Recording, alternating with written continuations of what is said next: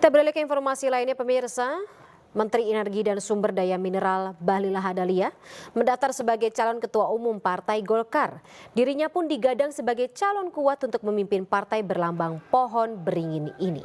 Bahlil datang ke kantor DPP Partai Golkar pada pukul 19.50 waktu Indonesia Barat. Dirinya datang bersama para pendukung untuk mendaftarkan diri sebagai calon ketua umum Partai Golkar. Pemilihan ketua umum baru pun akan digelar pada Selasa besok dalam Munas Partai Golkar.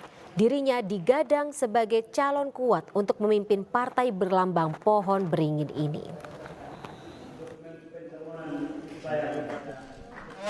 SK saya nggak pernah menjadi pengurus DPP, tapi saya pernah menjadi pengurus DPD Golkar Provinsi Papua 2009-2014 dan SK-nya ditandatangani oleh Pak Abu Rizal Bakri dan Pak Idrus Marham, dan tadi sudah saya berikan kepada mereka.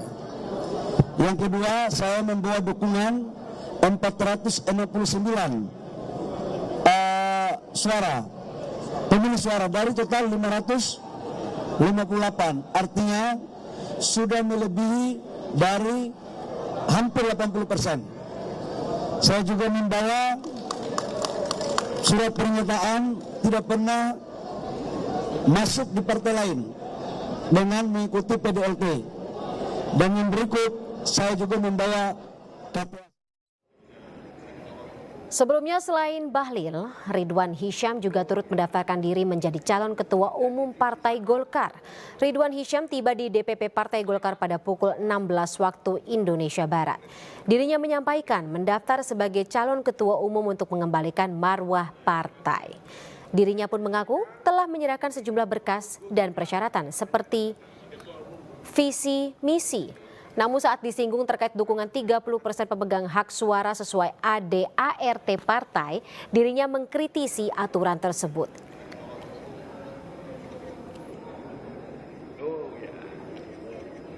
Jadi visi Pak, tinggal gambar ya. Pemirsa, Menteri SDM Bahlil Lahadalia berencana akan mendaftar sebagai calon ketua umum Partai Golkar sebenarnya mendaftar sebagai calon ketua umum Partai Golkar pada malam hari ini. Dan kita sudah bergabung bersama dengan jurnalis iNews Aulina Iyasha dan juru kamera Yudi Richard dari DPP Partai Golkar Jakarta. Lina, selamat malam. Apa yang bisa Anda sampaikan mungkin terkait dengan persaingan beberapa nama untuk menduduki Ketua Umum Partai Golkar sejauh ini? Betul sekali bahwa calon wakil ketua dari Partai Golkar yakni Ridwan Hisyam dan Bahlil Lahadalia sudah sampai di DPP Golkar dengan waktu yang berbeda. Tadi Ridwan Hisyam datang pada pukul 17.00 waktu Indonesia Barat atau lebih tepatnya pada pukul 5 sore.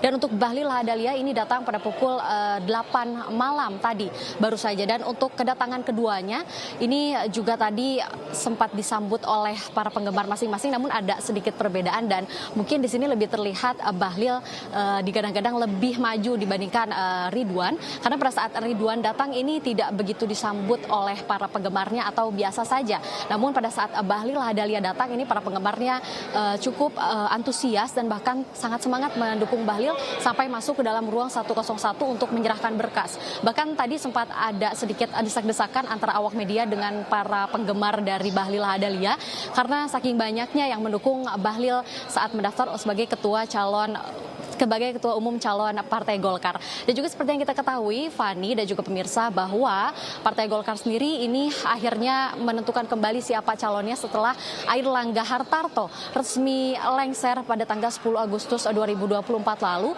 di mana Airlangga akhirnya resmi mengundurkan diri sebagai ketua umum dari Partai Golkar. Dan juga sebetulnya untuk pendaftarannya sendiri untuk calon ketua Partai Golkar ini dibuka pada pukul 4 sore hingga 10 malam hari ini. Dan tadi Bahlil yang terakhir datang untuk mendaftar, di mana pada pukul 10:05 nanti berdasarkan informasi yang kita dapatkan juga ini akan ada konferensi pers dari DPP Partai Golkar untuk melihat apakah berkas dari Bahlil maupun Ridwan ini sudah lolos verifikasi untuk menjadi ketua dari Partai Golkar. Untuk proses pendaftarannya sendiri tadi baik Ridwan maupun Bahlil ini sama-sama memasuki ruangan 101 untuk memberikan berkasnya agar diverifikasi oleh tim DPP Partai Golkar. Dan setelah itu mereka pun akhirnya melakukan konferensi pers setelah memberikan berkasnya. Baik Fani dan juga pemirsa, begitu yang bisa saya sampaikan. Kita masih menunggu konferensi persnya pada pukul 10 malam nanti. Terima kasih Aulina Iyasya atas informasinya. Selamat kembali bertugas.